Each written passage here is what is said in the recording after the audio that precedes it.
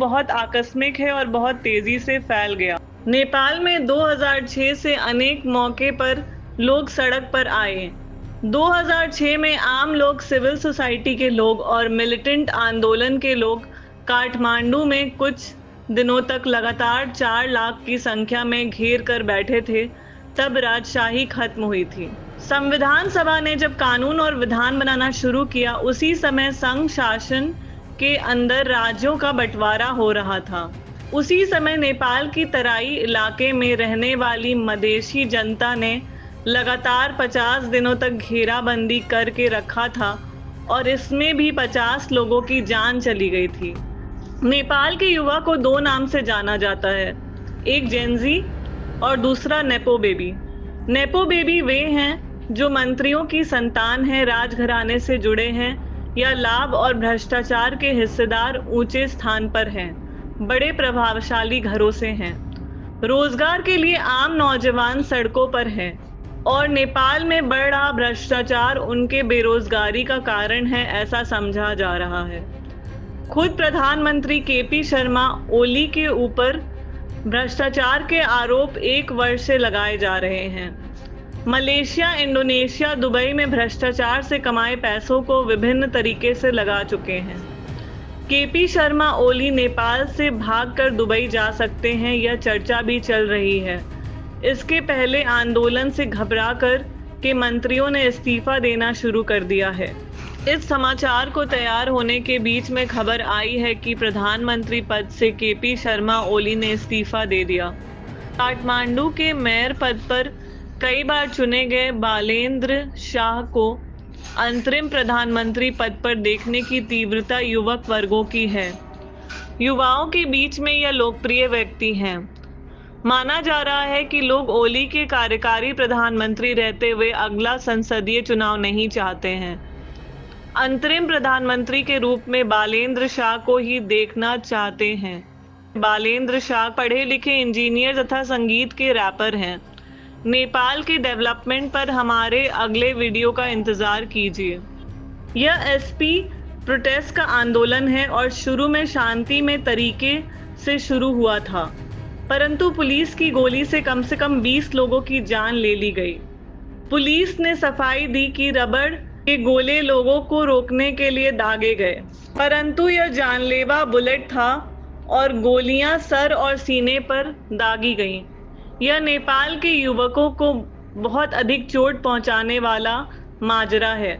काठमांडू से शुरू हुआ प्रोटेस्ट जल्दी ही काठमांडू के ऊपर स्थित पोखरा और नीचे के नगरों बीरगंज सहित पूरे नेपाल में फैल गया। आंदोलन इतना तीव्र है कि शासन के भागीदार मंत्रियों ने भी इस्तीफा देना शुरू कर दिया।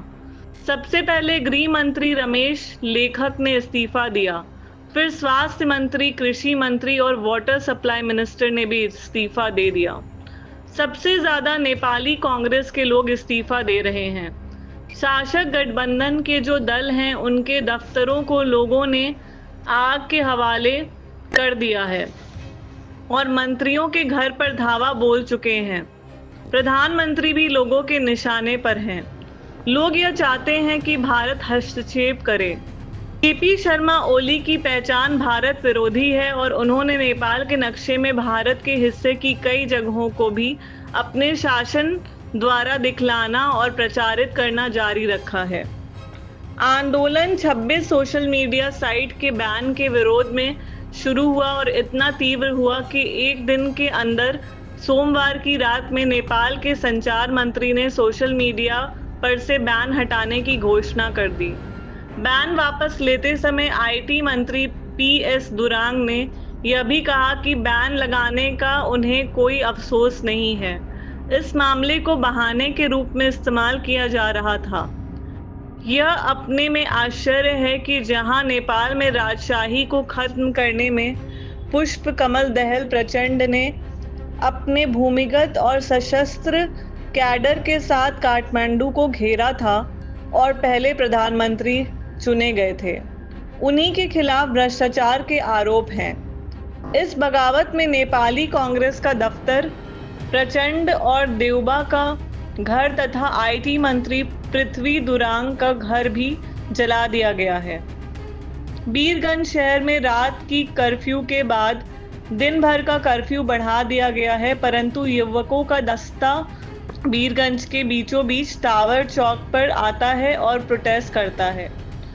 पुलिस डिफेंसिव तरीके से रहकर के काम कर रही है और विपक्षी दलों के राजनीतिक नेता आंदोलन के समर्थन को घोषित कर चुके हैं, परंतु अभी तक किसी दल का सांसद या बड़ा नेता आकर आंदोलन में शामिल होने की स्थिति में नहीं है और यह अभी तक किशोर तथा युवा बगावत के रूप में है। नेपाल की इस बगावत का मेल श्रीलंका की घटना से और नेपाल की घटना से जोड़ा जाता है। टेलीविजन के कैमरे पर या सोशल मीडिया पर सामने आकर नेपाल के लोग यह साफ साफ कह रहे हैं कि इसे किसी छुपी हुई शक्तियों के द्वारा संचालित नहीं माना जाए, यह खुद ब खुद उभरा हुआ तरुण विद्रोह है। नेपाल की राजनीति पर जरूरी सब कुछ जानने के लिए अंत तक बने रहिए इस वीडियो पर और वीडियो को शेयर जरूर करें।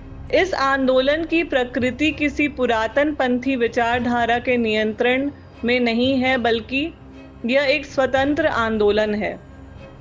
इस आंदोलन से नेपाल की एक अलग पहचान बनती है। सत्ता पक्ष चली जाए या विपक्ष आ जाए, इस बारे में आंदोलन के पास अभी तक कोई स्पष्ट स्ट्रैटेजी नहीं है। नेपाल में केपी शर्मा ओली की अल्पमत सरकार है, जिसे नेपाली कांग्रेस अपने 88 सांसद के समर्थन दे रही है। नेपाली कांग्रेस के अध्यक्ष देओबा हैं, परंतु कभी का शासन और अभी की सरकार बैकफुट पर चल रही है।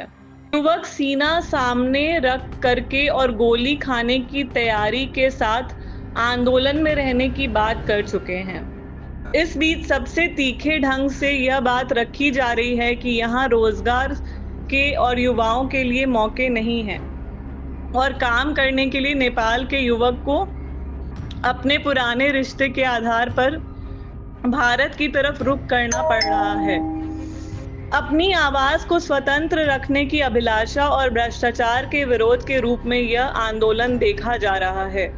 एक तरफ तो निजी एयरलाइन हिमालय को पीएम ओली के लिए हवाई जहाज स्टैंड बाई में रखने के लिए कहा गया है, वहीं नेपाली कांग्रेस पार्टी ने अलग हटकर संसद को भंग करने और स्वतंत्र चुनाव का रास्ता बता रही है। ओली ने सर्वदलीय बैठक आज ही बुलाने की पहल की है।